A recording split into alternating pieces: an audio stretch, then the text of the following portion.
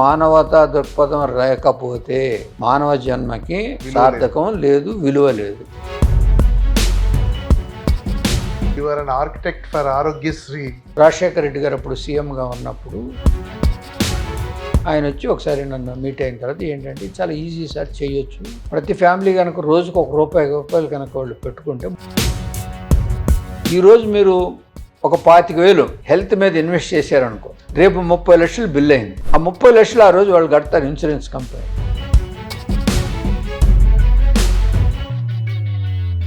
US లో 10% of their GDP is spent on health care. whereas in India it is less than 3%.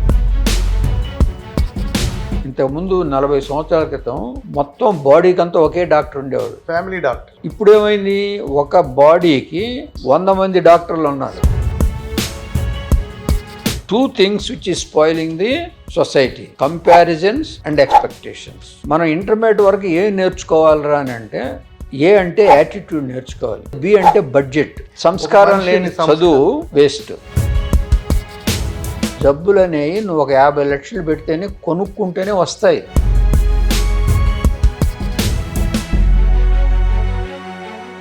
Welcome to Bird Talks. ఈరోజు ఒక special, very inspiring personality, doctor Bhaskar Rao గారు. ఒక doctor, humanistic approach, ఇంకో పక్క ఒక health care entrepreneur. ఒక corporate build చేయటం, ఎంతో మందికి ఎంప్లాయ్మెంట్ ఇవ్వడం, ఎఫోర్డబుల్ హెల్త్ అనే విజన్తో ఒక చైన్ని, ఒక 25 హాస్పిటల్స్, మరి 8,000 బెడ్స్, దాదాపు ఒక 25,000 మందికి ఎంప్లాయ్మెంట్ కల్పిస్తున్న ఒక ఇన్స్పైరింగ్ పర్సనాలిటీ మనతో పాడ్కాస్ట్కి వచ్చారు. వెల్కమ్ సార్ భాస్కర్ గారు. నమస్తే. నమస్తే. సో మీ జర్నీ నెల్లూరు, తర్వాత కాకినాడలో medicine, Madras medical college, famous Vellore medical college, then ఆస్ట్రేలియాలో ఫెలోషిప్, లండన్లో honorary fellowship. Great. Doctor profession అనేది చాయిస్ అండి. It so happened. కొంతమందిని అడిగితే ఏదో అయిపోయింది అట్లా అని అంటారు. కొంతమంది స్పెసిఫిక్గా చిన్నప్పటి నుంచి డాక్టర్ అవ్వాలని ఒక వాళ్ళకి ఇది ఒక చాయిస్ అనండి. Choice, not by chance. Not by chance. ఎందుకంటే నేను మా ఊర్లో ఒక ఆర్ఎంపీ డాక్టర్ని చూసి, అతనికి పేషెంట్ని చూస్తే ఎంత రెస్పెక్ట్ వస్తున్నదని అంటే, ఆ ఊర్లోనే కాకుండా మిగతా చుట్టుపక్కల ఉన్న ఊళ్ళందరూ వచ్చి ఆయన నడుస్తున్నా కూడా మంచి రెస్పెక్ట్ అనేది క్రియేట్ చేశారు. అంటే సర్వీస్ చేస్తుంటే ఎంత రెస్పెక్ట్ అనేది ఎంతో సర్ది. మిగతా ప్రొఫెషన్స్ నాకు అప్పుడు తెలిసిన దాంట్లో ఎక్కడ ఏ ప్రొఫెషన్లో కూడా నాకు అంత కనిపించలే ఆ రెస్పెక్ట్ అనేది. సో వీళ్ళు రెస్పెక్ట్ ఎందుకు ఇస్తున్నారంటే, వాళ్ళు ఏదో చాలా బాధతో వచ్చి ఆ బాధని టోటల్గా 2-3 డేస్లో రిలీవ్ అయిపోయి మళ్ళీ హ్యాపీగా వచ్చేళ్ళకే, అరే ఈయన లేకపోతే నాకు లేదు కదా, అలాంటిది ఏ ప్రొఫెషన్లో లేదు. అందుకని డాక్టర్ని అయితే బెటర్గా ఉంటుందనే ఉద్దేశంతో ఆ కోరిక అక్కడ కలిగింది. Very divine profession. So that attracted. Yes. Great. So మీరు ఫస్ట్లో మహావీర్ హాస్పిటల్లో పనిచేశారట కదా, 40,000కే మీరు సర్జరీలు చేసేవారట, చాలా famous. I think you done about nearly 50,000 surgeries. And you are an architect for Aarogyasri అని కూడా విన్నాను. ఆరోగ్యశ్రీకి ఆర్కిటెక్ట్ అంటే మీరు ఎలా కాంట్రిబ్యూట్ చేశారు ఆరోగ్యశ్రీ పథకం రావడానికి? అంటే బేసిక్గా ఇక్కడ నేను ఇందాక చెప్పినప్పుడు కూడా ఆర్ఎంపీ డాక్టర్కి ఖర్చు ₹2 కూడా ఉండేది. ఇది 1970sలో. ఆయన డబ్బు ఉంటే ఏం తీసుకునేవాళ్ళు కాదు. ఓన్లీ ఇంజెక్షన్స్ కూడా ఆయనే కొని ఇంజెక్షన్స్ వేసేవాళ్ళు, ట్యాబ్లెట్స్ ఇచ్చేవాళ్ళు, దానికి ఏదో ఇస్తే అప్పుడు ఇచ్చేవాళ్ళు, లేదంటే తర్వాత వచ్చైనా ఇచ్చేవాళ్ళు. కొంతమంది బియ్యం రూపంలో అట్లా కూడా అలా ఇచ్చి చేసేవాళ్ళు, విలేజ్ ఎకానమీలో. సో అక్కడ పేషెంట్లు కూడా ఒక రకంగా జబ్బు నయం అవుతుంది, రెండోది కూడా ఖర్చు తక్కువ అవుతుంది. సో అందుకని ఇది చేసిన తర్వాత నేను ప్రాక్టీస్ చేసి 1972లో అది చేసిన తర్వాత నేను వచ్చి ప్రాక్టీస్ చేసేసరికి 80-90 అయింది. ఈ 2 decadesలో there is a lot of transformation in the society. ఈ ఎఫోర్డబిలిటీ ఆఫ్ ద పేషెంట్స్ పెరిగింది, కార్పొరేటైజేషన్ తయారైంది, ఆ సింగిల్ ఇండివిజువల్ డాక్టర్ ట్రీట్ చేసే ఎంటైర్ బాడీకి సో మెనీ డాక్టర్స్ రావటం జరిగింది. స్పెషలైజేషన్. సో ఆ రోజు టెస్ట్లు ఏం లేవు, ఎక్స్రే కూడా ఉండేది కాదు. అవును, సిమ్టమ్స్ బట్టి సిమ్టమ్స్ సైన్స్ చూసేయటం, ఏదో ట్యాబ్లెట్స్ ఇయటం, అవి తగ్గితే ఉండేది. తర్వాత జబ్బులు కూడా ఇన్ని రకాలు ఉండేవి కాదు. అప్పుడు ఎప్పుడో చూసేవాళ్ళు క్యాన్సర్ వచ్చిందనో, లేకపోతే అప్పుడంతా కమ్యూనికబుల్ డిసీజెస్ ఎక్కువగా ఉండేవి. మేము చిన్నప్పుడు ఉన్నప్పుడు అంతా కూడా డయేరియా అని, కలరా అని ఇవన్నీ ఉండేది, వాటితో కమ్యూనికబుల్గా ఉండేది. సో ఇవన్నీ వచ్చి నేను ప్రాక్టీస్ స్టార్ట్ చేసిన తర్వాత మేజర్ ప్రాబ్లం నేనేం చూశానంటే ఎఫోర్డబిలిటీ. జబ్బులు పెద్దగా పెరిగాయి, హాస్పిటల్స్ బాగా మంచిగా వచ్చాయి, డాక్టర్లు పెరిగారు, ఇన్వెస్టిగేషన్స్ పెరిగాయి, ఎఫోర్డబిలిటీ అనేది పెరగల. కానీ ఖర్చులు ఎక్కువ అయితే కానీ పేషెంట్ హాస్పిటల్కి వచ్చే ఛాన్స్ లేదనమాట. అప్పుడు ఇన్సూరెన్స్ పెనిట్రేషన్ కూడా ఇంత ఉండేది కాదు. కాబట్టి గవర్నమెంట్ స్కీమ్స్ కూడా పెద్ద ఎక్కువగా ఉండేవి కాదు. సో దాంట్లో ఉన్నప్పుడు ఎన్ని స్టడీ చేసి ఇన్ని దిక్కులా నేను తిరిగి నాలెడ్జ్ చేసి మన కాలేజెస్ అన్ని ఇండియాలో చదివి నేను ఓవర్సీస్లో చూసిన దానికి నేను వచ్చి ప్రాక్టీస్ చేసేటప్పుడు కొన్న ఇక్కడ పరిస్థితి చూసిన తర్వాత how to resolve this problem అనే దాని మీద కాన్సన్ట్రేట్ చేస్తే అప్పుడు ఒకటి కార్పొరేటైజేషన్ని మనం తప్పుపట్టలేం. ఎందుకు అని అంటే వాళ్ళకయ్యే ఓవర్ హెడ్స్ కానీ వాళ్ళకయ్యే ఇన్వెస్ట్మెంట్ కానీ అంత ఉంది, అంత ఛార్జ్ చేస్తే కానీ వాళ్ళకి బ్రేక్ ఇవన్ వచ్చి బ్యాంక్ లోన్స్ కట్టేదానికి వీలు లేకుండా ఉండేది. సో ఇవన్నీ చూసిన తర్వాత హౌ టు కట్ డౌన్లో ఏ విధంగా మనం కట్ డౌన్ చేయగలం అనేది చూసుకుంటే ఒకటి మన కెపెక్స్ని తగ్గించుకోవాలి. అలాంటప్పుడు అప్పుడు ఏమో నేను మన మహావీర్ హాస్పిటల్ అనేది ఒక చారిటబుల్ ఆర్గనైజేషన్, కెపెక్స్ ఏం లేదు కాబట్టి దాని ఖర్చు తగ్గుద్ది అనుకున్నాం. అదేవిధంగా సింగిల్ స్పెషాలిటీ అయితే కొంత తక్కువ ఖర్చుతో ఆపరేషన్ ఖర్చు తగ్గుద్ది అని చెప్పి ఓన్లీ హార్ట్ సర్జరీలు, హార్ట్ కార్డియాలజీ వరకే పెట్టుకున్నాం. ఈ రెండు చేసిన తర్వాత అప్పుడు ఏమున్నదంటే ఇవన్నీ లేనప్పుడు CM relief fund, PM relief fund అనేవి ఉండేవి. లోయర్ సోషియో ఎకనామిక్ పీపుల్కి వాళ్ళకి మామూలుగా సీఎం నుంచి 30,000, పిఎం రిలీఫ్ ఫండ్ నుంచి 20,000 వచ్చాయి. అప్పుడు ఈ 50,000 పెట్టుకోగలిగిన వాళ్ళు చాలామంది ఉన్నారు. కానీ చాలామంది జబ్బులతో, హార్ట్ డిసీజెస్తో ఇలా బాధపడుతున్నారు. సో ఇవన్నీ చూసిన తర్వాత అప్పుడు ఈ ట్రస్ట్ హాస్పిటల్ పెట్టి మనం ఈ యొక్క ఆరోగ్యశ్రీ కాకుండా CM relief fund, PM relief ఫండ్తో చేస్తే వాళ్ళకి పైసా ఖర్చు కాకుండా, అంటే 45,000 రూపాయలు ఖర్చు అయ్యేది మన ప్యాకేజీ, మిగతా 5 ఓపీ ఇన్వెస్టిగేషన్స్కి వాటికి వీటికి ఏమి పైసా ఖర్చు లేకుండా వాళ్ళకి అయిపోయేది. సో దీన్ని ఒకప్పుడు మన ఇలా జరుగుతూ ఉన్నప్పుడు రాజశేఖర రెడ్డి గారు అప్పుడు సీఎంగా ఉన్నప్పుడు అడిగారంటే, నేను డాక్టర్ని అయ్యాను, రోజు ఉదయాన్నే నా ఇంటి ముందు చాలామంది వచ్చి మాకు ఇలా మా ఫ్యామిలీలో క్యాన్సర్తో బాధపడుతున్నారు, గుండె జబ్బుతో బాధపడుతున్నారు, హెల్ప్ చేయండి అంటే ఏ విధంగా నేను హెల్ప్ చేయగలనని ఒక ప్రిన్సిపల్ సెక్రటరీ హెల్త్ ఆయన పిలిచి అడిగితే అతను అగర్వాల్ ఆయన వచ్చి ఒకసారి నన్ను మీట్ అయిన తర్వాత ఏంటంటే చాలా ఈజీ సార్, చేయొచ్చు. ప్రతి ఫ్యామిలీ కనుక రోజుకు ₹1 కనుక వాళ్ళు పెట్టుకుంటే 365 రూపాయలు అవుద్ది. అది కనుక ఇన్సూరెన్స్ కట్టేస్తే వాళ్ళు ఏమి ఆ రూపాయితోనే వాళ్ళు డిసీజ్ చేసుకోవచ్చు. దానికి తగ్గట్టు మనం కాస్ట్ కూడా తగ్గించుకోవచ్చు. ఈ కార్పొరేట్ హాస్పిటల్స్ అన్నింటిలో కూడా 20% ఆఫ్ ద బెడ్స్ ఎప్పుడు ఖాళీగానే ఉంటాయి. ఆ 20%లో మనం ఆపరేషన్ కాస్ట్ ఎంతవరకు అయితే మనం కనుక పెట్టుకోగలిగితే ఈ ₹1 కట్టినప్పుడు ఆ విధంగా ఇన్సూరెన్స్ చేసేసేయండి, ఈజీగా చేయొచ్చు అని ఆ విధంగా ఆ థాట్ ప్రాసెస్ అనేది వచ్చి ఆరోగ్యశ్రీ అనేది అలా పుట్టిందన్న. అలా సీడ్ అయ్యి big contribution, very good contribution. చాలా మన ఏపీ, ఆంధ్రప్రదేశ్, తెలంగాణ ల్యాండ్స్కేపే మార్చింది. అవును, దాంట్లో ఉన్న పేషెంట్స్ కానీ లోయర్ సోషియో ఎకనామిక్ ప్రతి ఒక్కరు కార్పొరేట్ హాస్పిటల్లో ఎంటర్ అయ్యి ఎలాంటి జబ్బులు వచ్చినా కూడా ట్రీట్ చేసుకునేదానికి అవగాహన అయింది. అదేగాక అది మొత్తం ఈరోజు ప్రపంచంలో ఈరోజు సెంట్రల్ గవర్నమెంట్లో ఉండే ఆయుష్మాన్ భారత్ అదే. ఇంతకుముందు ఒబామా కేర్ అని ఉండేది అమెరికాలో, వాళ్ళు కూడా దీని నుంచి వచ్చింది. ప్రతి స్టేట్లో వాళ్ళ వేరే విధంగా చేసుకుంటున్నారు. నావెల్ ఐడియా మీరు స్టార్ట్ చేశారు, గ్రేట్, పెద్ద కాంట్రిబ్యూషన్. బయట పెద్ద తెలియదు ఈ విషయం చాలా మంది. మీరు I don't think you owned it and published it. నేనే చేశాను ఎక్కడ కూడా మీరు చెప్పినట్టు లేదు, but it's a big contribution. Yeah, but మనం చేసింది చెప్పినా చెప్పకపోయినా మన వరకు మనం చేయాలనుకున్నాం, చేసాం, జరుగుతూ ఉంది. అది మనం చేసామా లేదా అని తెలిసినా తెలియకపోయినా డజంట్ మేక్ ఎనీ డిఫరెన్స్. మీకు సాటిస్ఫాక్షన్ అంతే. That's great.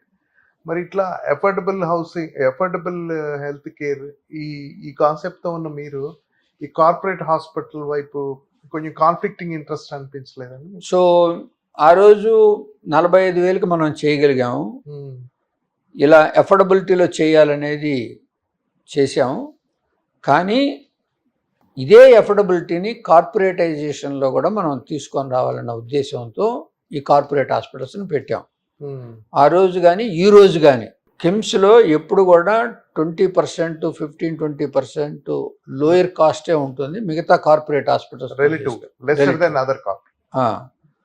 And quality is very focused. ఆ క్వాలిటీ ఫోకస్ చేసి ఎఫోర్డబిలిటీ పెట్టి, రెండోది ప్రాబ్లం పేషెంట్స్ ఎక్కడ ఫేస్ చేస్తారంటే యాక్సెసిబిలిటీ. యాక్సెసిబిలిటీ అంటే రాగానే ఇమ్మీడియట్గా హాస్పిటల్లో అటెండ్ అవ్వాలి, డాక్టర్ అటెండెన్స్ ఉండాలి. అది 24/7 ప్రతి బ్రాంచ్లో కూడా స్పెషలిస్టులని మనం పెట్టాలి. అలా పెట్టినప్పుడే మల్టీ స్పెషాలిటీ హాస్పిటల్ అనేది వస్తే ఆ విధంగా పెట్టగలము. ఖర్చు కూడా మనం షేర్ చేసుకోవచ్చు అన్ని డిపార్ట్మెంట్ మీద పడి అని చెప్పి కార్పొరేటైజేషన్ పెడితే, దీంట్లో ఇంకొక అడ్వాంటేజ్ ఏంటంటే మనం దీన్ని కార్పొరేటైజేషన్లో 3 టైర్ సిస్టమ్ పెట్టుకోవచ్చు. 3 టైర్ సిస్టమ్ అంటే ఇప్పుడు జనరల్ వార్డ్ అని అంటే దాంట్లో కొంచెం లో ప్రైజెస్ పెట్టుకోవచ్చు. అదే మిడిల్ క్లాస్ వాళ్ళకి ట్విన్ షేరింగ్ అని ఇంకొక క్యాటర్ క్రియేట్ చేసి దాంట్లో ఇంకొంచెం జనరల్ వార్డ్ కన్నా కొంచెం ఎక్కువ ఛార్జ్ చేస్తాం. అదే single room, deluxe, super deluxe, residential suits అన్ని దోస్ హూ కెన్ ఎఫర్డ్ వాళ్ళకి చెప్పు. సో ఈ 3 టైర్ సిస్టమ్లు ఏమిటంటే సొసైటీలో ఉన్న ఆల్ కేటగిరీ ఆఫ్ పీపుల్ని quality care, affordable, accessible care ఇవ్వగలం. ఎఫోర్డబుల్ అని అంటే లోయర్ సోషియో ఎకనామిక్ ఉన్నోళ్ళు జనరల్ వార్డులో అడ్మిట్ అయితే వాళ్ళు ఎఫోర్డబిలిటీ. అదే మిడిల్ క్లాస్ వాళ్ళు they need little better services అని అంటే ఇంకొంచెం ప్రైవసీ ఇచ్చి వాళ్ళు ఎఫోర్డబుల్ చేయగలిగే దాంట్లో వాళ్ళకి పెట్టాం. అదేవిధంగా రిచ్ పీపుల్కి they don't mind paying money, but we need all good quality care, not only medical, non-medical services also, and room stay also should be perfect. They don't mind paying. Even if you look into the railways or anywhere, flights, business class, first class, and then economy, premium economy, like that. So ఈ విధంగా చేసి ఆ ఎఫోర్డబిలిటీని ఎక్కడ కూడా మనం అనుకున్న originality నుంచి deviate కాకుండా దాన్ని ఇంప్లిమెంట్ చేయగలిగాం సక్సెస్ఫుల్గా. అది బాగా సక్సెస్ఫుల్గా ఇంప్లిమెంట్ అనేది మనం ఏదైతే పెట్టామో ఏ హాస్పిటల్ ఎక్కడ పెట్టినా కూడా ఎప్పుడైతే అది బాగా సక్సెస్ అయినప్పుడు మన మైండ్లో ఉన్నది 100% మనం ప్రాపర్గా ఎగ్జిక్యూట్ చేయగలిగాము. ఎగ్జిక్యూట్ చేసినప్పుడే ఆ సక్సెస్ అనేది కనపడింది. అలా 1 హాస్పిటల్ పెట్టింది ఈరోజు 25 హాస్పిటల్స్కి 5 స్టేట్స్లో మనం ఎస్టాబ్లిష్ చేయగలిగామంటే మనలో ఉన్నది ఎలాంటిది డీవియేట్ కాకుండా ఫోకస్డ్. ఆ ఫోకస్ని మనలో నుంచి మన 25,000 ఎంప్లాయీస్ కూడా అదే ఫోకస్తో మనం ఎప్పుడైతే కల్చర్ అనేది బిల్డ్ చేసి హ్యాబిట్స్ అనేది బిల్డ్ చేస్తే అది సస్టైన్ అవుతూ ఉంటుంది. You have a corporate culture within మీ కిమ్స్కి ఒక ప్రత్యేకమైన కల్చర్ యువర్ మీరు అన్ని సెక్షన్స్ని అకామిడేట్ చేసి అందరికి కూడా పెట్టాం. అదేవిధంగా ఇప్పుడు ఈ విధంగా వీళ్ళందరూ ఇంత ఎఫోర్డబిలిటీ చేసి మనం క్వాలిటీ ఇచ్చి ఎక్సలెంట్ సర్వీస్ ఇచ్చి ఎఫోర్డబుల్ చేసినప్పుడు అట్ ద సేమ్ టైం ఈ 20,000 ఎంప్లాయీస్ కూడా వాళ్ళ లైఫ్లో ఏదో ఒక కోరికతో చదువుకొని మేము కూడా మంచిగా పెరిగి మా ఫ్యామిలీస్ని కూడా సరిగా చూసుకోవాలన్నప్పుడు వాళ్ళకు కూడా ఒక రీజనబుల్ శాలరీస్ ఇవ్వాలి. ఆ శాలరీస్ ఇచ్చినప్పుడు ఆ ఒపెక్స్ కూడా ఎక్కువ ఉంటుంది. అలాంటప్పుడు వాళ్ళ శాలరీస్ కూడా కొంత కట్ చేసి అంటే రీజనబుల్గా పేసి వాళ్ళకి ఇంకొక ఆపర్చునిటీ క్రియేట్ చేసాం. They can also invest in the KIMS hospital. So when they become a shareholders, the money what you invest, they make more money than their professional financial growth. Very innovative. ESOPs లాగా. Not ESOP, they really invest as an equity holder and they make good amount అంటే of వాళ్ళకి market వాల్యూతో ఇస్తారా shares, లేకపోతే మీ వాళ్ళకు different value? Market. ఐపీఓకి వెళ్ళినప్పుడు ఒక 10% తగ్గించే ఇచ్చాం వాళ్ళకి. మిగతా టైంలో ఏ రేటు ఉంటే ఆ రేటు కొనుక్కుంటారు. ఎందుకంటే వీళ్ళందరూ కష్టపడి పనిచేసినప్పుడు దాని రిజల్ట్ వీళ్ళకి తెలుస్తుంది కాబట్టి ఇది ఇయర్ ఆన్ ఇయర్ గ్రోత్ అవుతుంటుంది. ఆ గ్రోత్లో ఏంటంటే వీళ్ళు ఎవరైతే కష్టపడుతున్నారో వాళ్ళందరూ ఎంతో కొంత ఇన్వెస్ట్ చేసుకుంటే ఆ ఇన్వెస్ట్మెంట్ అనేది వాళ్ళకి రేపు రిటైర్మెంట్కి వచ్చినప్పుడు బల్క్గా వస్తుంది. They are very very safe. In between కూడా వాళ్ళ ఫ్యామిలీకి ఏదైనా కావాలన్నా, పిల్లల ఎడ్యుకేషన్కి కానీ, పిల్లల చదువుకు కానీ, అదేవిధంగా వాళ్ళ మ్యారేజెస్కి కానీ కొన్ని షేర్లు అమ్ముకొని పెట్టుకున్నా కూడా వాళ్ళు పీస్ఫుల్గా ఉంటారు. సో ఆ విధంగా ఎంప్లాయీస్ అందరికి కూడా we created a professional satisfaction as well as a financial growth. Safety. So all your employees are your shareholders, just like most of them. Partners. Great. Very innovative. I see మీలో ఒక హ్యూమనిస్ట్ని, affordability, ఒక మంచి ఉద్దేశంతో start చేశారు. Your envisaging in that way. మీకు భాస్కర్ రావు గారు ఒక డాక్టర్గా ఒక హ్యూమన్ యాంగిల్లో భాస్కర్ రావు గారు ఇంత పెద్ద కార్పొరేట్ చైన్ నడుపుతున్నప్పుడు డెసిషన్ మేకింగ్లో కాన్ఫ్లిక్ట్ వస్తే, ఫర్ ఎగ్జాంపుల్ ఓ పేషెంట్ వస్తాడు, he may not be affordable, సడన్గా తెచ్చి అడ్మిట్ చేసుకోవాలి, బట్ మన కార్పొరేట్ ప్రోటోకాల్ ప్రకారం కొంత ఫీ పే చేయాలి, అది ఇది ఎమర్జెన్సీలు ఉంటాయి. అట్లాంటప్పుడు భాస్కర్ రావు గారు హ్యూమనిస్ట్గా ఇంక్లైన్ అవుతారా, కార్పొరేట్ సైడ్ డెసిషన్ తీసుకుంటారు? Corporate is only for governance. Healthcare is only for humanist. The governance and the humanist will never club. They are two independent things. Governance is to improve the quality. For quality of patient, safety of patient, and quality of the employees to work in the organization, that is the corporate style. As far as patient is concerned, it is a humanistic attach. There is nothing like that. We need to be able to see money is not the first. The first preference is we need to see that you should go home with good face. Then rest of the things will come.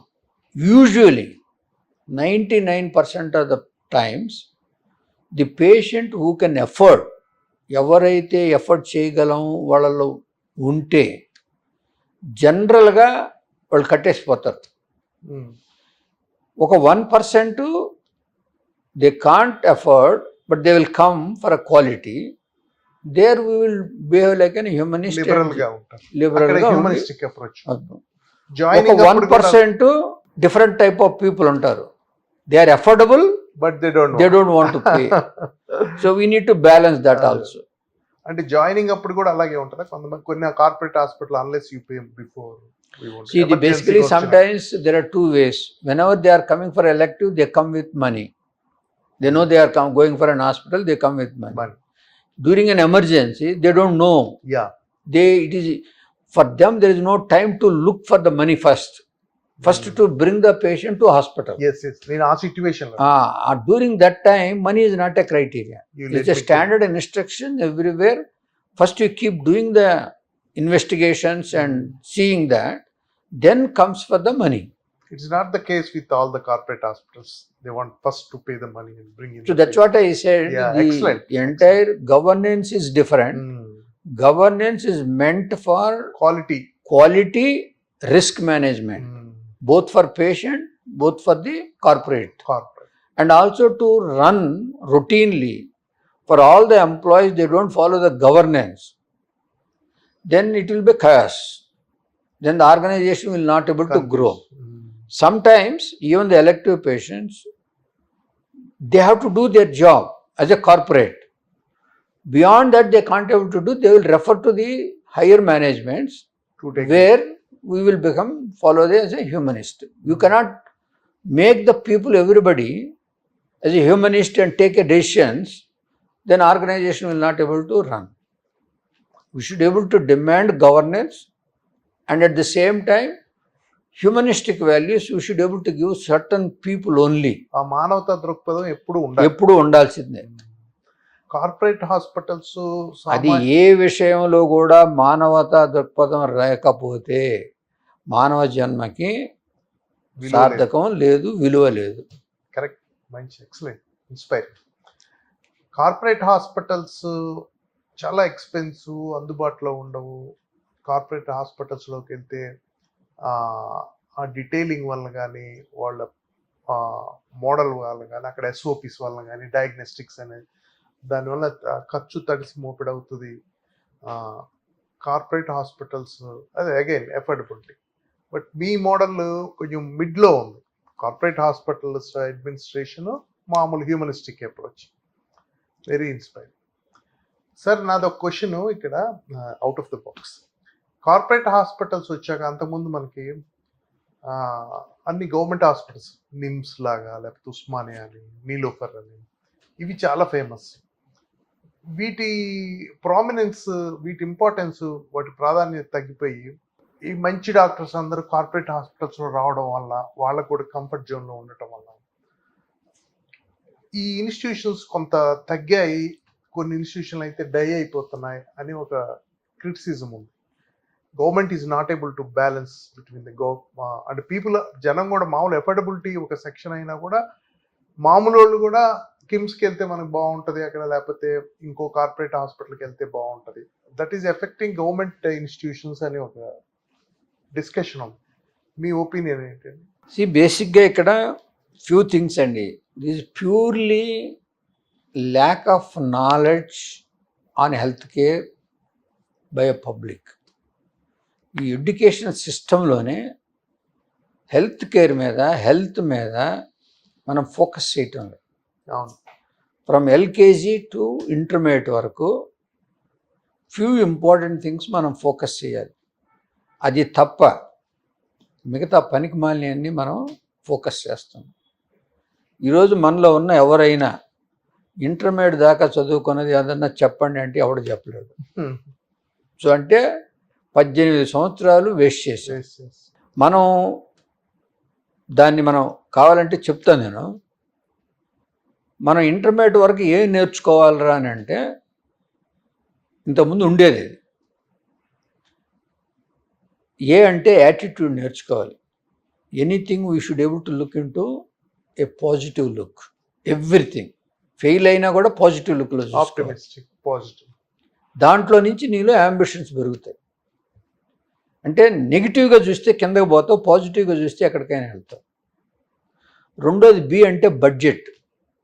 అది ఇంతవరకు 95-97% of the పాపులేషన్కి budget గురించి తెలియదు. Planning అది ఉండదు. దానివల్లనే ఈ యొక్క సొసైటీలో మనం ఫేస్ చేసే ప్రాబ్లమ్స్ అన్నీ, ఎస్పెషలీ హెల్త్ కేర్లో ఈ బడ్జెట్ అనేది కనుక తెలిస్తే, even a beggar can also be affordable corporate type. Budget అనేది ఈరోజు ఈ బడ్జెట్ని కనుక సరిగా అర్థం చేసుకుంటే, హాస్పిటల్లో పెట్టే ఖర్చు ఇన్కమా ఎక్స్పెండిచర్ అనేది కనుక తెలిసిపోద్ది. మీరేమంటారు? It is income only, health income, అంతే కదండి. హాస్పిటల్కి ఖర్చు పెట్టేది, సో హాస్పిటల్లో ఖర్చు పెట్టేది నా దృష్టిలో మీరు ఒక రకంగా రైటు. 2 రకాలుగా అది ఇన్కమ్. ఒకటి మీరు చెప్పినట్టు health income, health is wealth. రెండోది financial wealth also income. Whatever you spend 20 lakhs, 50 lakhs, it is an income for you. It is not an expenditure. అది బడ్జెట్లో మన వాళ్ళకి తెలియదు. ఎట్లా అంటారు మీ దృష్టిలో ఇన్కమ్? ఇప్పుడు మనం డబ్బు సంపాదించుకోవాలంటే ఏం చేస్తాం? కష్టపడి పని చేసి ఒక దాంట్లో మనం స్కిల్ సంపాదించుకొని కాదు. డబ్బు సంపాదించుకోవాలంటే డే టు డే పని చేసేదానికి మనం జాబ్ చేస్తాం, స్కిల్ తెచ్చుకొని చేసేది. రియల్గా డబ్బుని సంపాదించాలంటే ఇన్వెస్ట్ చేస్తాం. అవును, మన ఎక్సెస్ మనీ అంతా కూడా ఏదో దాంట్లో ల్యాండ్ మీదనో ఇంటి మీదనో షేర్స్లోనో ఎక్కడో ఇక్కడ చేస్తాం. ఎవ్రీ ఇయర్ కొంత ఇన్వెస్ట్ చేస్తారు. ఇన్వెస్ట్ చేసినప్పుడు 10 సంవత్సరాల్లో అది పెరిగి ఓ మంచి కన్సిడరబుల్ అమౌంట్ వస్తుంది. దానికి ఇన్కమ్ అవుద్ది మీకు. అవునా? అవును. అదే ఈరోజు మీరు ఒక 25,000 హెల్త్ మీద ఇన్వెస్ట్ చేశారనుకో, అంటే in the form of insurance. రేపు 30 లక్షలు బిల్ అయింది. ఆ 30 లక్షలు ఆ రోజు వాళ్ళు కడతారు ఇన్సూరెన్స్ కంపెనీ. ఎగ్జాక్ట్లీ. సో నీ 25,000 నువ్వు 10 సంవత్సరాల్లో కట్టినా నువ్వు 2.5 లక్షలు కట్టావు. కానీ ఆ రోజు 30 లక్షలు వచ్చింది నీకు. అవును. నువ్వు ల్యాండ్ మీద పెట్టినా ఇంటి మీద పెట్టినా ఏ విధంగా పెట్టినా ఎలా పెరిగిందో ఇక్కడ కూడా అంతే. ఇక్కడ కూడా ఇదే. అసలు ఈ మనిషి అనేవాళ్ళు లేకపోతే నువ్వు సంపాదించలేవు కదా. కంప్లీట్గా అట్లా చాలా మంది. నువ్వు కారు కొంటావు, ఇన్సూరెన్స్ చేస్తావు. స్కూటర్ కొంటావు, ఇన్సూరెన్స్ చేస్తావు. నీ లగేజ్ని ఫ్లైట్లో పోయేటప్పుడు ఇన్సూరెన్స్ చేస్తావు. బిల్డింగ్స్ కూడా చేస్తావు, నీ బిల్డింగ్ చేస్తావు. కానీ నీ హెల్త్ని నువ్వు చేసుకో. కరెక్ట్. అక్కడ నాలెడ్జ్ అనేది, ఈ బడ్జెట్ అనేది అర్థమైతే నాకు వచ్చే ఇన్కంలో ప్రతి నెల ప్రతి సంవత్సరం నేను కనుక ఇన్సూరెన్స్, హెల్త్ ఇన్సూరెన్స్ తీసుకుంటే బ్రిలియంట్. అర్థమైందా? That is all your income. Very. ఆ రోజు 40 లక్షలు నువ్వు కట్టాలి అంటే ఏదో ఒకటి అమ్మి తీసుకొని రావాలి. నువ్వు సంపాదించింది వేరే రకంగా సంపాదించింది. నువ్వు ఇళ్ళు అమ్మో, పొలం అమ్మో, లేకపోతే బంగారం అమ్మో, ఏదో ఒకటి అమ్మి తీసుకొని రావాలా. అక్కడేమో బాధపడతారు, మేమంతా హాస్పిటల్కి బంగారం అమ్మి కట్టామనేది. That is also your income. అది మనోళ్ళు ఆ డిజనరేషన్ ప్రాసెస్ కూడా అర్థం చేసుకోరు. డిసీజ్ ప్రోను లేకపోతే జబ్బులు వస్తాయి అనేది మెంటల్గా ప్రిపేర్ అవ్వరు. అది కాకుండా జబ్బులు అనేవి నువ్వు ఒక 50 లక్షలు పెడితేనే కొనుక్కుంటేనే వస్తాయి, ఫ్రీగా రావు.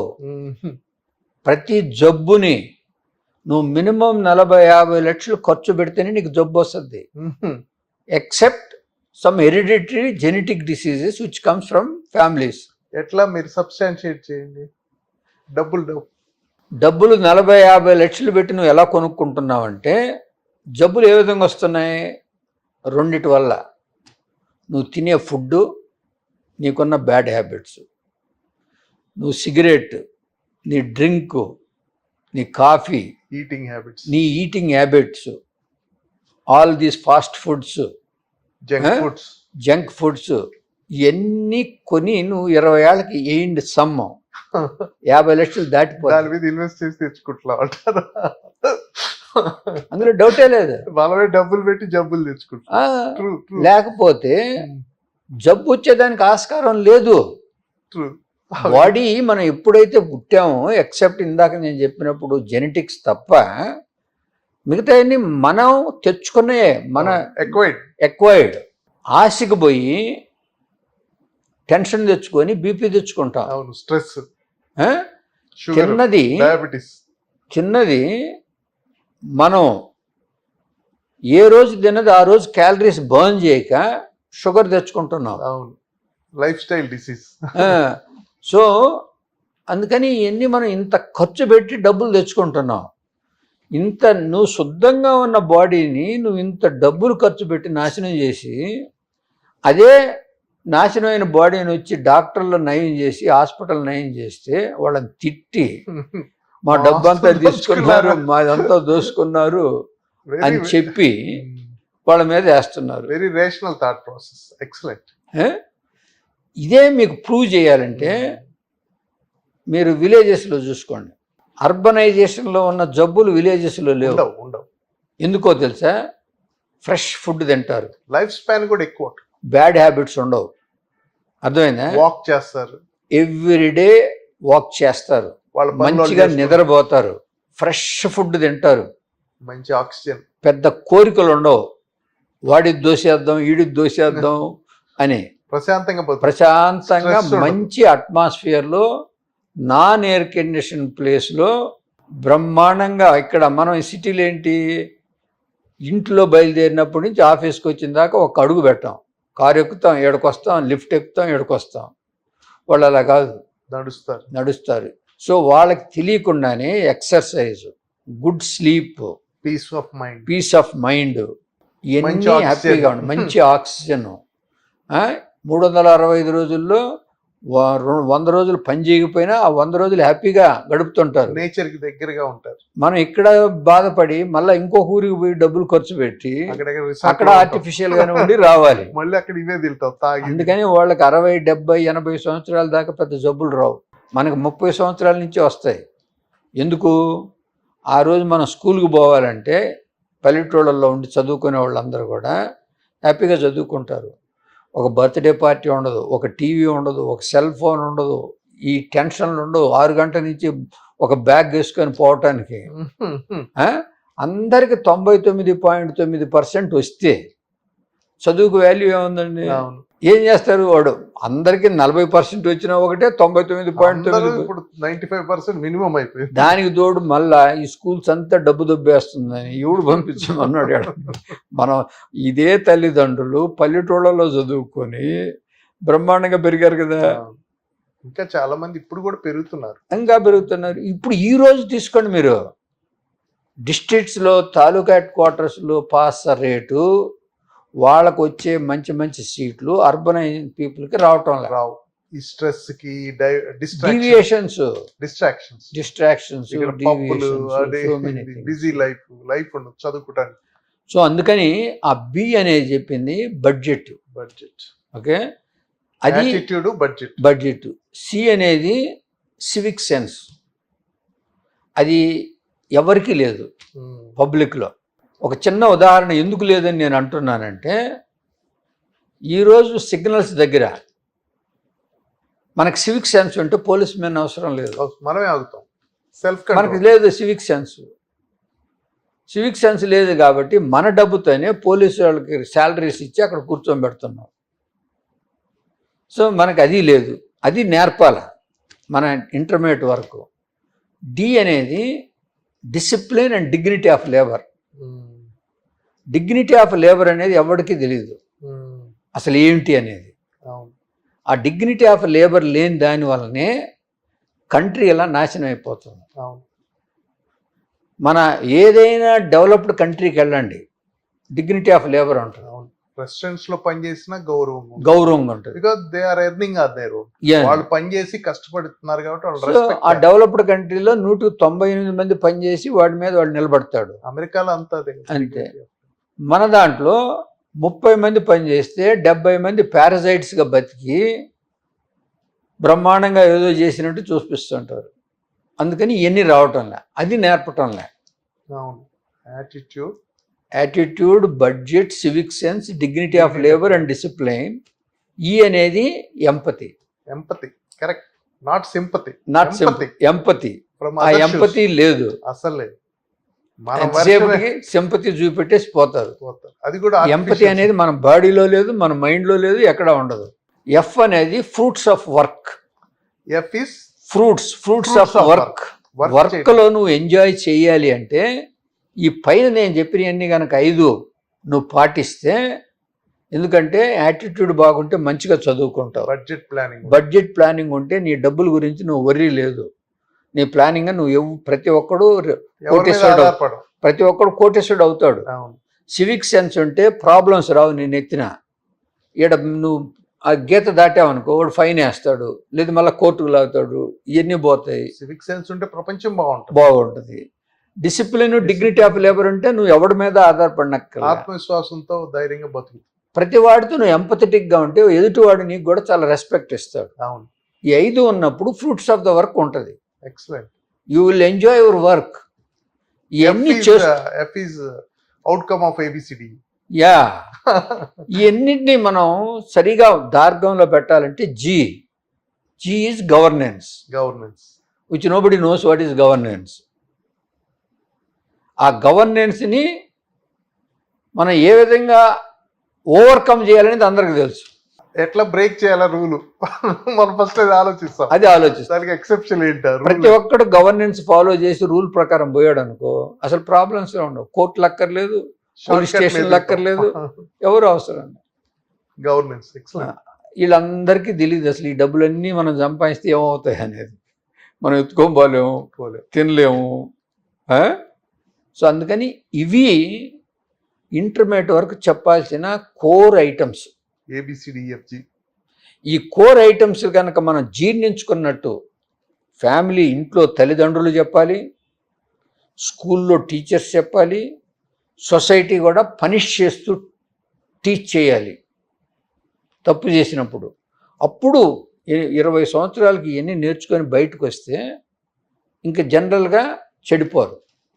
ఇప్పుడేముంది, drugs, alcohol, cigarettes, crime, birthday పార్టీలు, ఓవర్సీస్ పార్టీలు, సో ఇన్ని ఉన్నప్పుడు మనం ఎక్కడ బాగుపడతాం? సో అది బేసిక్గా ఇవన్నీ నేర్చుకున్నప్పుడు ఈ హెల్త్ నాలెడ్జ్ కూడా మనకు వస్తుంది. హెల్త్ మీద ఇన్వెస్ట్ చేస్తాం. హెల్త్ యొక్క సిగ్నిఫికెన్స్ తెలిసినప్పుడు అప్పుడు నువ్వు అవాయిడ్ చేస్తావు ఆల్ బ్యాడ్ హ్యాబిట్స్, కానీ రీజనబుల్ లిమిట్స్లో తీసుకోవటం, కానీ డైలీ ఒకవేళ నువ్వు తీసుకున్నా కూడా ఎక్సర్సైజ్ చేయటం, కానీ మంచి నిద్రపోయి యాంబిషన్స్ తెచ్చుకొని ఇవన్నీ నీకు అర్థమైంది అనుకో, then you realise what is the value of money. Brilliant. Money has no value, which nobody doesn't understand that. Money ఉండి మనం ఎంజాయ్ చేయలేక సఫర్ అవుతుంటే యూజ్ ఏముంటుంది? ప్రతి క్షణం ఇవన్నీ తెలియనప్పుడు దీంట్లో కొట్టుమెట్టుకొని తిరుగుతుంటాడు. This is wisdom. సో ఇవన్నీ ఎప్పుడైతే మనం గనక నేర్పుతామో ప్రతి ఒక్కరికి, ఆ రోజే సొసైటీ అనేది ఇంప్రూవ్ అవుతుంది. అసలు కరిక్యులంలో ఇంటిగ్రేట్ చేసి చిన్నప్పటి నుంచి పిల్లలకి అది మనం ఇన్స్టిల్ చేయాలి బ్రెయిన్స్ లో, everywhere, in the society, in the school, in the house. Parents చెప్పాలి, సొసైటీలో అది రావాలి, స్కూల్స్ లో రావాలి. ఎంతసేపటికి నా కొడుకు 90 రావాలి, నా కూతురు 90 రావాలి, రోజు డబ్బులు సంపాదించాలి. చదువు అనేది ఏమిటో తెలుసా? చదువు ఎవరు చదవటంలా, చదువు ఎలా చదవాలనేది వాళ్ళకి తెలియటం లేదు. చదువు అంతా ఏంటంటే బట్టి కొట్టి ఎగ్జామ్ హాల్లో వామిట్ చేసి నెక్స్ట్ డే కూడా గుర్తు లేకుండా ఒక సర్టిఫికేట్ పట్టుకొని బయటకు వస్తుంది. చదువు ఈజ్ ఓన్లీ మెమరీ, చదువు ఈజ్ నాట్ విజ్డమ్. జ్ఞానం కానీ లేకపోతే వాడికి సంస్కారం లేని చదువు వేస్ట్. చదువు అనేది, చదువుని అండర్స్టాండ్ చేసుకుంటే, చదువు ఎలా చదవాలనేది అండర్స్టాండ్ చేస్తే వాడికి విజ్డమ్ వస్తుంది, నాలెడ్జ్ వస్తుంది. బట్టి కొట్టిన వాళ్ళకి రాదు. వీళ్ళంతా ఏం చేస్తున్నారు? మార్కులు ఎక్కువ రావాలని బట్టి కొట్టిస్తున్నారు. 24 గంటలు కూర్చొని పెట్టి తోమి నువ్వు రావాలి అని. చదువు అనేది ఇంతకుముందు చదువుతో నాలెడ్జ్, విజ్డమ్ వచ్చేది, పర్సనాలిటీ ఫామ్ అయ్యేది. ఇప్పుడు అవన్నీ పోయినాయి. బై హార్టింగ్ అంతే, బై హార్ట్ చేసేది, ఎంత బాగా రీప్రొడ్యూస్ చేసినాడు అంత సక్సెస్. ఏ రోజైతే ఈ పర్సంటేజ్ ఆఫ్ మార్కులు, ఈ మార్కులు ఇవన్నీ లేకుండా వాడి నాలెడ్జ్ని బేస్ చేసుకొని వాడు క్యాటరైజేషన్ చేసినప్పుడే సిస్టమ్ అనేది మళ్ళీ ఒరిజినాలిటీకి వెళ్తాం. థింకింగ్ అనేది పోయింది, ఇంటలెక్ట్ లేదు. అది చదువు అనేది ఏంటి? You should sharpen your brain by thinking. నా ఇక్కడ ఏమవుతుంది? బై హార్ట్ చేయటమే. ఎందుకంటే వాళ్ళ ఇంట్లో కూడా మార్కులు ఎన్ని వచ్చినాయి అడుగుతున్నారు, కానీ ఎంత అర్థం చేసుకున్నామని ఎవడు అడగటం, వాళ్ళకి తెలియదు, వీళ్ళకి తెలియదు. సో అది ఎన్ని మార్కులు వచ్చినాయి, అదే పారామీటర్ అయిపోయింది. సో అందుకని ఈ నాలెడ్జ్ అనేది లేనంత కాలం అనవసరంగా మనం ఎప్పుడు కూడా ప్రతి ఒక్కడిని దూషిస్తూనే ఉంటాం. మన తప్పులు, మన వీపు మనకు కనపడదు, ఎదుటివాడి వీపు అద్దంలో కనపడినట్టు కనపడద్ది. అంటే ఎదుటివాడు చేసే తప్పులు కనపడతాయి, కానీ మనం చేసే తప్పులు మనకు కనపడవు. Easy to blame. సో అందుకని ఈ బ్లేమ్ గేమ్లో సొసైటీ అనేది ఒక రౌండ్ సర్కిల్లో కొట్టుకొని ఇదైపోతాం. ఈ ర్యాట్ రేస్ ఎంపతి అనేది లేదు. అవతల వాళ్ళు ఏ యాంగిల్లో వర్క్ చేస్తున్నారు, ఎందుకు అలా ఉన్నారు అనేది ఆలోచించడమే లేదు. 2 things which is spoiling the society: comparisons and expectations. Comparisons and expectations. ఈ 2 సొసైటీని నాశనం చేస్తాం. Comparisons killing, expectations also. Both has to be there for a human being. ఆ 2 ఉండాలి మనిషికి. కానీ comparisons for betterment, expectations to the capacity of the individual.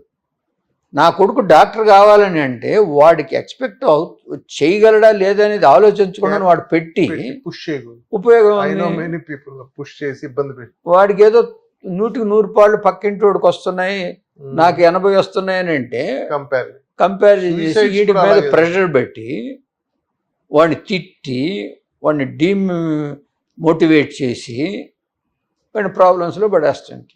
అదే aspiration కి గ్రీడ్ కి మధ్య థిన్ లైన్ ఉందంట, very thin line. Very thin line. Aspiration ఉండాలి మనకి, కానీ గ్రీడ్ ఉండకూడదు. Greed will lead to evil things. Aspiration ఏం మన పాజిటివ్ సైడ్ ఉంటుంది. ఇదే మన నాలెడ్జ్ ఎందుకు లేదని హెల్త్ కేర్లోకి వస్తే, ఈరోజు మనం ఒక ఏజ్ వచ్చిన తర్వాత నువ్వు హాస్పిటల్కి వచ్చినప్పుడు డాక్టర్ జాబ్ ఏంటంటే హాస్పిటల్కి నువ్వు ఏదో ఒక ప్రాబ్లంతో వస్తే primary responsibility you need to see the entire body. ఇంతకుముందు 40 సంవత్సరాల క్రితం మొత్తం బాడీకి అంతా ఒకే డాక్టర్ ఉండేవాడు, ఫ్యామిలీ డాక్టర్. ఏ జబ్బుకైనా ఆయనే. టౌన్స్ లో అట్లా వెళ్ళేవాడు. ఇప్పుడు ఏమైంది, ఒక బాడీకి డిఫరెంట్ డాక్టర్స్, 100 మంది డాక్టర్లు ఉన్నారు. స్పెషలిస్ట్. ఇప్పుడు ఒక గుండెలోనే 4-5 ఉంటారు. అవును, ఫిజిషియన్ ఉంటాడు, సర్జన్ ఉంటాడు. సో ఆ సిస్టంలో ఏంటంటే ఎవరైనా ఒకవేళ చూసి మొత్తం బాడీకి అన్నీ ఎక్కడెక్కడ ఉన్నాయో దానికి కావాల్సిన ఇన్వెస్టిగేషన్లు ఏంటో అవన్నీ రాసి ఏది ఉందో వాళ్ళకి చెబుదామని అంటే ఈ కార్పొరేటైజేషన్ అయిపోయి నేనేదో గుండె జబ్బు అని వస్తే నాకు అన్నిటికీ టెస్టులు చేసి పడేసారు, వాళ్ళకి డబ్బులు కావాల్సింది అనే ఒక రాంగ్ పర్సెప్షన్తో పర్సెప్షన్. దాంతో ఎవరు డ్యామేజ్ అవుతున్నారు? నేను చాలామందిని చూశాను. ఈరోజు దగ్గు వస్తుంది అని అంటే దగ్గు మందు ఫార్మసిస్ట్ ఇచ్చినా, ఎంబీబీఎస్ డాక్టర్ ఇచ్చినా, పల్మనాలజిస్ట్నా ఇచ్చేసేస్తారు, దగ్గు తగ్గిపోద్ది 2-3 రోజులు. అవును. కానీ ఆ దగ్గు ఎందుకు వచ్చింది అనేది కనుక ఇన్వెస్టిగేట్ చేయకపోతే 6 నెలల తర్వాతనో సంవత్సరం తర్వాతనో సివియర్ అది టీబీ కిందనో క్యాన్సర్ కిందనో ఇంకోటో వస్తుంది. So a stitch and time saves 9. Root cause చూడకుండా నువ్వు ట్రీట్మెంట్ మెడికల్ షాప్కి వెళ్ళి తెచ్చుకుంటారు, యాంటీబయాటిక్స్ చేసుకుంటారు. సో ఇది కూడా హెల్త్ నాలెడ్జ్ లేక, అరే మనం వచ్చాము డాక్టర్కి పెట్టాము, డాక్టర్ చెప్పినవన్నీ మనం చేసుకోవాలి, మనకున్నవన్నీ చెప్పాలి, అన్నీ ఇన్వెస్టిగేషన్ చేసుకొని తరువుగా నాకేమీ లేదనుకున్నప్పుడు ఈరోజు నీకు 50,000 అయినా నీ బాడీ బాగా ఉంది, నువ్వు ఈరోజు 10 రూపాయలతో నయం చేసుకుంటే నీ దగ్గు 6 నెలల తర్వాత నువ్వు 10 లక్షలు కట్టాల్సి వస్తుంది. Stitching time.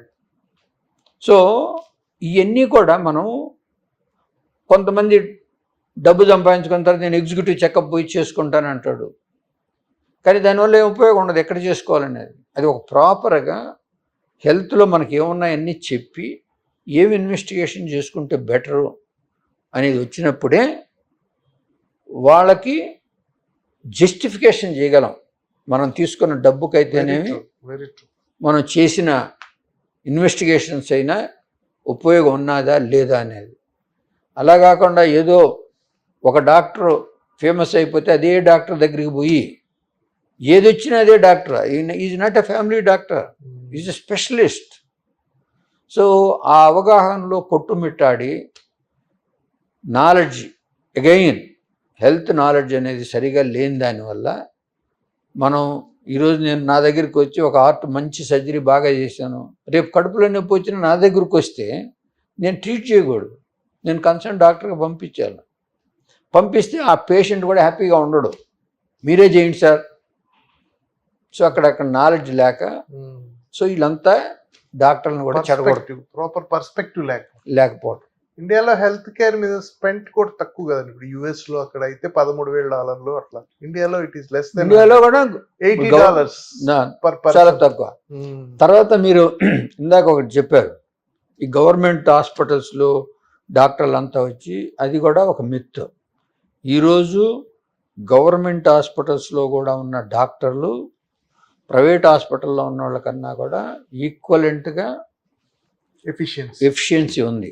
కాదంటే అక్కడ ప్రాబ్లం ఏంటంటే ఒక్కొక్కసారి ఈ కార్పొరేట్ హాస్పిటల్లో ఉన్న టెక్నాలజీ టయానికి తీసుకొని రాలేక, తర్వాత ఈ పేషెంట్లకి వాల్యూమ్ ఎక్కువ అక్కడ, అవును, ఏ హాస్పిటల్స్ క్లోజ్ అవటం లే, ఉస్మానియా, గాంధీ, ఎప్పుడు హాస్పిటల్ నిండా ఫుల్గా ఉంటున్నారు. అది తట్టుకోలేక కొంతమంది అఫోర్డబుల్ పీపుల్ ఇటు వస్తున్నారు. That is also good sign. ఎందుకంటే real needy people, poor people, then they can go to government hospitals. So it is a complementary, not Yeah. Competitive. It is Complementary. Today Corporate hospitals are complementing the government, government hospital, not the competing or not at all, not at no all, friction at all. no friction at all. Good. If they suppose by chance corporate hospitals are not there, then what the government is spending budget, it has to spend another 10 times Yes. US లో 10% of their GDP is spent on healthcare, healthcare, whereas in India it is less than 3%. less than 3%, but they are all giving better quality than USA and US. UK. Yes. There is no doubt in it. Both, Efficiency is high. Man. yes. నువ్వు ఆడ MRI చేయించుకోవాలంటే 6 నెలలు ఆగాలి, అవును. ఇక్కడ 6 గంటలు Waiting period ఆగాలంటే ఎక్కువ. వాడు కొట్టేస్తాడు. MRI ఏంటి, మన ప్రైమరీ క్లినిక్సే అపాయింట్మెంట్ దొరకదు. రెండు. కాబట్టి we are very very efficient. There is no doubt in it. Very efficient. I think availability of doctors కూడా ఇండియాలో ఇంతకు ముందు కొంచెం షార్టేజ్ ఉంది.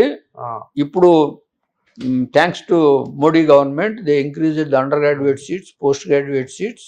850 people కి ఒక డాక్టర్ ఉన్నారు ఇండియాలో. అమెరికాలో ఇంకొక 250 కి ఒక డాక్టర్ ఉన్నాడు. ఇంకొంచెం అంటే ఇప్పుడు సిటీలో చూసుకుంటే మెట్రోస్ అన్నిట్లో అమెరికా కన్నా ఎక్కువే ఉంటారు మనకు డాక్టర్లు ఇక్కడ. అవును. మనకేంటంటే ఎక్కువ రూరల్ ఏరియాలో లేరు. రూరల్ ఏరియాలో ఎందుకు లేరంటే అక్కడ ఫెసిలిటీస్ మనం ఇంకా క్రియేట్ చేయలేదు. కార్పొరేట్ హాస్పిటల్స్ పోయి పెట్టాలన్నా కూడా వైబిలిటీ లేదు. అందరూ సిటీకి వచ్చేస్తున్నారు పేషెంట్లు, డాక్టర్లు కూడా. సో అందుకని it is over a period of time that also will set right. ఇప్పుడు రూరల్ ఏరియాస్ లో కూడా టైప్ 2, టైప్ 3 లో కూడా మంచి foreign direct investment health care లో ఎలో చేశాక ఇప్పుడు యాస్టర్ ఇవన్నీ చేసే కదా. ఇప్పుడు మావి కూడా దగ్గర దగ్గర 25లో 15 హాస్పిటల్స్, 16 హాస్పిటల్స్ డిస్ట్రిక్ట్స్లోనే ఉన్నాయి. B towns, C towns, type 2 cities. మెల్లిగా అది పెనిట్రేట్ అవుతుంది, డీప్ ఇంకా పెరుగుద్ది. ఈ foreign direct investment health care లో రావటం వల్ల ఆ క్యాపిటలిస్టిక్ అప్రోచ్ ఎక్కువ అవుతుందా? దానివల్ల ఇంకా it is enabling, I mean it is complementing health care sector in India. It is definitely complementing the healthcare. Today, healthcare in private sector has gone up such a level and it's much better and superior than developed countries కన్నా ఉంది అని అంటే ఇవన్నీ కూడా investment చేయటం. Foreign investment వచ్చి health కేర్లో పెట్టిన దానివల్ల వీళ్ళు ఇంకా మంచి మంచి టెక్నాలజీ తేవటం బాగా ఎనేబుల్ చేస్తున్నారు. అది ఫైనాన్స్ లేకపోతే చేయలేం. అవును, క్యాపిటల్ ఇన్వెస్ట్ చేయగలిగి ఇక్కడ ఇప్పుడు ఇట్లా మీలాగా పెద్ద పెద్ద కార్పొరేట్స్ తో టైఅప్ అయ్యి ఇంకా బాగా చేయగలరు. Services are coming down. ఈ ఆల్టర్నేటివ్ మెడిసిన్స్ ఉన్నాయి కదండి మన, లైక్ ఆయుర్వేదిక్ ఇప్పుడు ఈ మధ్య బాగా ప్రామినెంట్ అవుతున్నాయి. దే ఆర్ క్వశ్చనింగ్ లైక్ మన ఆయన హెగ్డే అని ఒక డాక్టర్ గారు ఉన్నారు, ఆయనకి మధ్య పద్మశ్రీ కూడా వచ్చింది. Is questioning the science of the medicine, like ఈ సర్జరీస్. అలాగే మన కాదర్వల్లి గారు ఉన్నారు, ఆయనకి కూడా పద్మశ్రీ వచ్చింది. మిల్లెట్స్ వీటి మీద, ఫుడ్ హ్యాబిట్స్ మీద ఆయన కొన్ని చెప్తున్నారు, ఈ చేయకూడదు అవి చేయకూడదు మీరు వెళ్ళకండి అని. వీరమాచినేని ఉన్నారు, విఆర్కే డైట్ అని. ఆయన going against the regular health standards what all science has proven. Diabetes ఉందంటే మీరు అది ఇన్సులిన్ తీసుకోవద్దు, మీరు ఫుడ్ హ్యాబిట్స్ మార్చండి, ఎక్కువ ఫ్యాట్ తీసుకోండి మీరు. He has his own reason, relevance, he has his own, ఆయన ఓన్ స్టోరీ ఆయనకు. అట్లా కాన్ఫ్లిక్ట్ వస్తుంది ఈ ట్రెడిషనల్ మన ఆల్టర్నేటివ్ మెడికల్ సిస్టమ్స్కి. దీనికి ఈ రెండింటినీ కోఆర్డినేట్ చేసే బెటర్ హెల్త్ కేర్ సిస్టము అట్లా ఉంటే బాగుంటుందేమో. What is your view on that? See అన్ని కరెక్టే, మీరు చెప్పిన ప్రతి పాయింట్ కరెక్ట్. ఎగ్జాంపుల్స్ చెప్పాను. ఎందుకనంటే అన్నిట్లో అదే జరుగుతుంది. అలోపతి కానీ, ఆయుర్వేదం కానీ, ఇంకోటి కానీ చెప్పేదంతా కూడా అందరూ ఒకటే చెప్తున్నారు.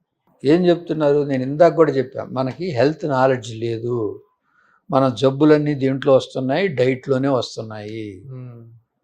మన డాక్టర్లు అలోపతిలో వచ్చినప్పుడు కూడా వాళ్ళు మన దగ్గరికి వచ్చినప్పుడు ఒక న్యూట్రిషనిస్టు ఒక డైటీషియన్ కలిపి చెప్తారు, మీరు ఇదే తీసుకోవాలి, ఈ క్వాంటిటీస్ తీసుకోవాలి, ఈ విధంగా తీసుకోవాలి, ఈ ఫుడ్స్ అవాయిడ్ చేయాలి, ఈ బ్యాడ్ హ్యాబిట్స్ అవాయిడ్ చేయాలి, ఈ గుడ్ హ్యాబిట్స్ తీసుకోవాలి, ఈ విధంగా చేయాలని ప్రతి హాస్పిటల్కి వచ్చిన ప్రతి పేషెంట్కి అలోపతిలో కూడా మనం చెప్తాం. కానీ వాళ్ళు పాటించరు. సో ఇవన్నీ అయిపోయిన తర్వాత ఇక్కడ చేసి విసిగెత్తిన తర్వాత ఇక్కడ చెప్తేనేమో పాటించరు. మంతెల రాజు గారు ఆశ్రమాలకి ఆడికి వెళ్ళిన తర్వాత వాళ్ళు అక్కడ పెడితే అది తిని నాకు తగ్గిందని చెప్తారు. సో ఏదైనా పిచ్చి ముదిరింది తర్వాతనే మనకి వచ్చింది ఒక సామెత ఉంది. అలాగే వీళ్ళేంటి ఇక్కడ ఏదైతే మనం చెప్పింది పాటించకుండా అని నేను 3 సంవత్సరాలు 10 సంవత్సరాలు ఈ డాక్టర్ దగ్గరికి వెళ్తా ఉన్నప్పుడు నాకేమీ నయం కావటం లేదు. ఆయన ఎవరో చెప్పారు ఒక ఏదో డైట్ అని, వీరమాచినేని చెప్పారు విఆర్కే డైట్, అక్కడికి పోయి తీసుకుంటే తగ్గిందని నాకు చెప్తున్నారని అంటే ఇక్కడ చెప్పిన డాక్టర్లు కూడా అదే కదా, నువ్వు పాటించలే. మోరార్లెస్ అదే అంటారు. మిల్లెట్స్ అనేది డెఫినెట్గా కార్బోహైడ్రేట్స్ చాలా ఎక్కువ తీసుకుంటాం మనం రైస్లో, కాప్స్ ఎక్కువ తీసుకుంటాం. దానివల్ల ఆ మిల్లెట్స్ వాడితే దీన్ని అవాయిడ్ చేసి మనం చెప్తాం, నువ్వు అవాయిడ్ చేయి, మిల్లెట్స్ తీసుకో, లేకపోతే రోటీలు తీసుకో, చపాతీలు తీసుకో అని అంటే అవన్నీ మనం ఆయిల్ తగ్గించు, oil change. It is a routine we prescribe to every doctor, every patient. అది ఇవన్నీగా ఒక డిపార్ట్మెంట్ పెట్టాం, డైటిక్ డిపార్ట్మెంట్ అని, న్యూట్రిషన్ అని. మనం ఇప్పుడు మా హాస్పిటల్లో ప్రతి పేషెంట్ దగ్గరికి వెళ్ళి ఇక్కడ ఉన్నప్పుడు కూడా మనం ఏ విధంగా వాళ్ళకి డైట్ ఇవ్వాలనేది మా డైటీషియన్ వెళ్ళి కిచెన్లో చెప్పిన తర్వాత వాళ్ళు ఆ విధంగా ప్రిపేర్ చేసి పంపిస్తారు.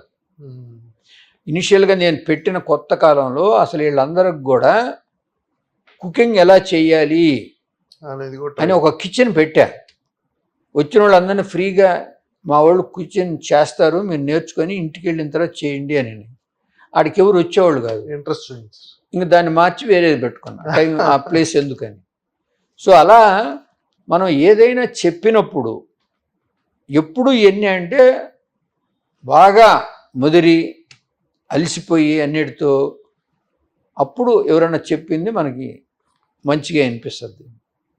అలాగనే కానీ అన్నిట్లోనూ there are certain good. Ayurveda, హోమియోపతిలో కొన్ని ఉన్నాయి, కొన్ని ఇంకా మనకి సైన్స్లో తెలియని చాలా ఉన్నాయి, మనం కొత్తగా కనుక్కుంటానే ఉన్నాం.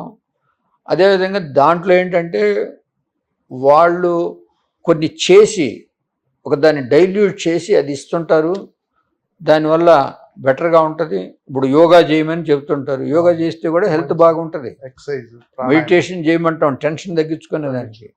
మనం ఏం చేయం, మనం ఎంతసేపటికి ఎన్నిటికీ పీపుల్ డజంట్ అండర్స్టాండ్ ఏది ఆరోగ్యం, ఏది ఆనందం అనేది. ఇప్పుడు అందరూ ఈ కంపారిజన్స్ మీద పోయి డబ్బులో ఇవన్నీ తెచ్చిపెట్టుకుంటుంది. All are acquiring.